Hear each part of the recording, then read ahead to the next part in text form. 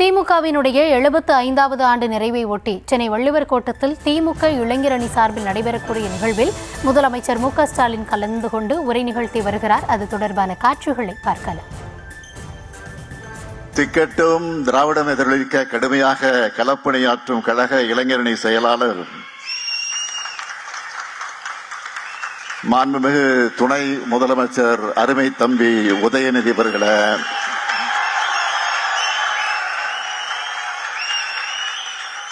இளைஞரணியின் துணை செயலாளர்களே, மாண்புமிகு அமைச்சர் பெருமக்களே, நாடாளுமன்ற சட்டமன்ற உறுப்பினர்களே, கொள்கை உறவாக துணை நிற்கக்கூடிய தோழமை இயக்கத்தினுடைய தலைவர்கள்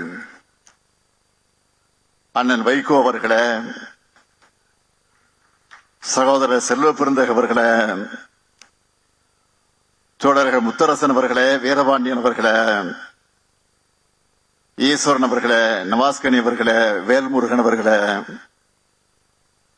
அருணாச்சலம் அவர்களே, அப்துல் சமத் அவர்களே, தமிமூன் அன்சாரி அவர்களே, மேயர் உள்ளிட்ட உள்ளாட்சி பிரதிநிதிகளே,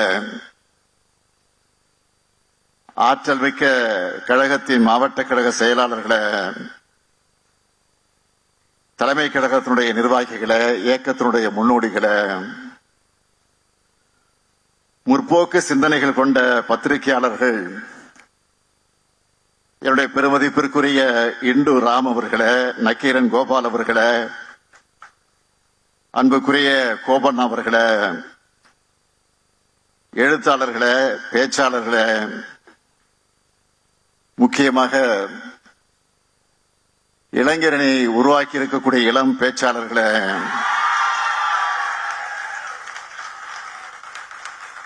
என் பாசத்திற்கும் பேரன்பிற்கும் உரிய ஈடு இணையற்ற இளைஞரணியினுடைய நான் வளர்த்த என்னரும் இனிய நண்பர்களே,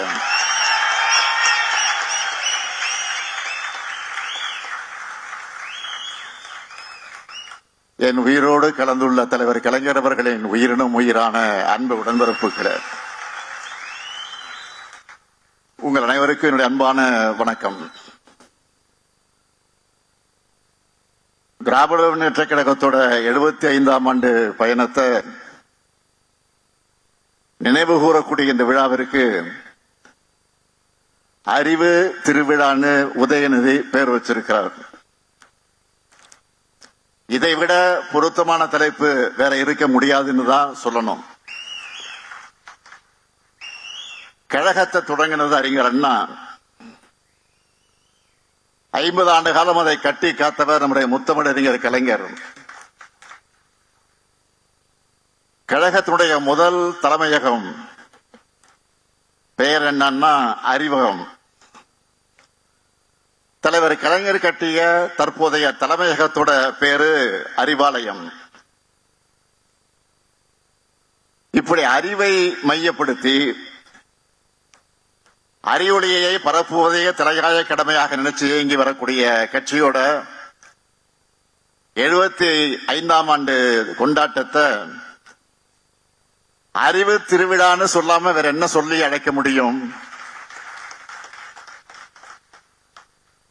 உலக பொதுமறை வழங்கிய வள்ளுவருக்கான இந்த கோட்டத்தில் தலைவர் கலைஞர் விரும்பிய அறிவு திருவிழாவை ஏற்பாடு செய்துள்ள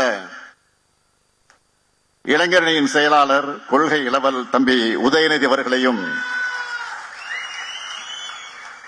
அவருக்கு துணை நிற்கக்கூடிய இளைஞரணியினுடைய தம்பிமார்களையும் நெஞ்சார பாராட்டுகிறேன். தலைமை கழகத்தின் சார்பில் அவர்களை மனதார வாழ்த்துகிறேன். கடந்த 1 மாத காலமாக இந்த அறிவு திருவிழாவுக்கான பணிகளை தம்பி உதயநிதி அவர்கள் மும்முரமாக ஈடுபட்டு அந்த பணியை அவர்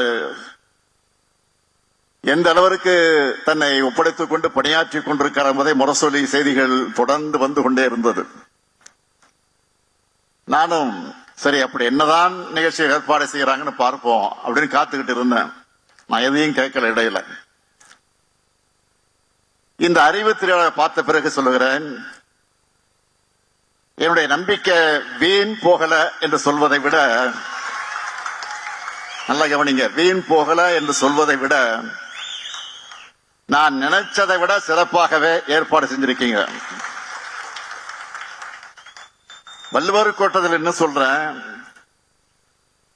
தம்பி உதயநிதியோட கொள்கை பிடிப்பு மிக்க செயல்பாடுகளை பார்க்கிறப்போ ஐயன் வள்ளுவர் சொன்னாரு, மகன் தந்தை காற்றும் உதவி இவன் தந்தை என்னோற்றான் கொள்ளெனும் சொல்லின் அந்த குரலுக்கேற்ப தம்பி உதயநிதி செயல்படுகிறான்னு பெருமையோடு சொல்றேன். அந்த பெருமையோடு அவருக்கு ஒரு வேண்டுகோள் வைக்க விரும்புகிறேன். ஏன் என்னுடைய அன்பு கட்டளை என்று கூட சொல்லலாம். இந்த அறிவு திருவிழாவை இத்தோடு நிறுத்தாமல் தொடர்ந்து ஆண்டுதோறும் நீங்கள் நடத்திட வேண்டும். நிச்சயம் இளைஞர் அணி சிறப்பாக நடத்தும் என்ற நம்பிக்கை எனக்கு நிரம்ப உண்டு. முழுக்க முழுக்க சாமானியர்களால் தொடங்கப்பட்டு 1967 முதல் மாநில கட்சியா ஆட்சியை பிடிச்ச சாதனை பிடிச்ச கழக வரலாற்ற இன்று வரை மீண்டும் மீண்டும் பல்வேறு கோணங்கள்ல பல ஆய்வாளர்கள் ஆர்வத்தோடு ஆராய்ச்சி பண்ணிக்கிட்டே இருக்காங்க. ஏதோ கட்சியை தொடங்கணும், அடுத்த முதலமைச்சர் நான் தான் அறிவிச்சோம்னு நாம் ஆட்சிக்கு வரல. கழகத்தோட தலைவர்கள் இருந்து கடைகோடி தொண்டர் வர சுற்றி சுழன்று பணியாற்றினாங்க. 18 ஆண்டுகள் உயிரை கொடுத்து ஒவ்வொருத்தரும் உழைச்சாங்க. எத்தனை பத்திரிகைகள், எத்தனை புத்தகங்கள், எத்தனை கூட்டங்கள், எத்தனை கொள்கை வகுப்பெடுப்புகள், நாடகங்கள், திரைப்படங்கள், எத்தனை போராட்டங்கள், எத்தனை சிறைவாசங்கள், எத்தனை தியாகங்கள், எத்தனை துரோகங்கள். திமுக உழைத்த உழைப்பு சாதாரண உழைப்பல்ல. சமூகத்தில் சரிவாதி மக்கள் படிப்பறிவு கூட இல்லாத இருந்த காலகட்டத்தில் குக்கிராமத்தில் இருக்கக்கூடிய முடி திருத்தும் கூடிய செல்லும் கூட மக்களின் சிந்தனையை திருத்துகிற மையமாக செயல்பட்டுச்சு. சைக்கிள் கடை, டீ கடைன்னு ஒரு இடம் விடாம திராவிட இயக்க இதழ்கள் ஒரு திமுக காரர் வாசிக்க அவரை சுத்தி 10 பேர் செவி வழியாக கேட்டு உலக வரலாற்றை தெரிஞ்சுக்கிட்டாங்க. கிராமத்தில் இருக்கிறவங்களும் கியூபா புரட்சியை தெரிஞ்சு வச்சிருந்தாங்க. ரஷ்ய புரட்சி பத்தி படிச்சு ஊக்கமும் உறுதியும் பெற்றாங்க. இப்படி நாம் பெற்ற வெற்றி என்பது இனி யாரும் படைக்க முடியாத வரலாற்று சாதனை. இந்த வரலாறு பற்றியெல்லாம் தெரியாத சிலர் நம்மை மிரட்டி பார்க்கிறாங்க. இன்னும் சில அறிவியலிகள் திமுக போலவே வெற்றி பெறுவோம்னு பகல் கனவு காண்றாங்க. திமுக போல் வெற்றி பெற திமுக போல் உழைப்பும் அறிவும் தேவை. ஒரு சூரியன், ஒரு சந்திரன், ஒரு திமுக தான். இப்படி ஒரு இயக்கம் இந்த மண்ணில் தோன்ற முடியாது. இந்த வரலாற்றையும் நம்மோட கொள்கையையும் தம்பி உதயநிதி இளைய தலைமுறையினர் கொண்டு சேர்த்ததால் தான், சேர்க்கிற காரணத்தால் தான் இளைஞரணி செயலாளராக அவர் பொறுப்பேற்றதிலிருந்து லட்சக்கணக்கான இளைஞர்களை கழகத்திற்குள்ள கொண்டு வந்திருக்கிறார். அவங்களுக்கு பாசறை கூட்டங்களை நடத்தியிருக்கிறார். முரசொலியினுடைய கடைசி பக்கத்தில் பாசறை பக்கமாக மாற்றினார். கொள்கைகளை பரப்ப முத்தமிழ் பதிப்பகத்தை தொடங்கினார். தொகுதிதோறும் கலைஞர் நூலகங்களை திறக்கிறார். உங்களை போன்ற இளம் பேச்சாளரை உருவாக்கி இருக்கிறார். இப்ப இந்த அறிவு திருவிழா மூலமாக இளம் எழுத்தாளர்கள், ஆராய்ச்சியாளர்கள் உருவாக்கிட்டு இருக்கிறார். இதுதான் தந்தை பெரியார் செய்த பணி, பேரறிஞர் அண்ணா செய்த பணி, கலைஞர் செய்த பணி, நான் விரும்பும் பணி. இதை உதயநிதி செய்கிற காரணத்தால் தான் தந்தை என்பதை விட இந்த இயக்கத்தோட முதன்மை தொண்டன் என்ற வகையிலே நான் பெருமகிழ்ச்சி அடைகிறேன்.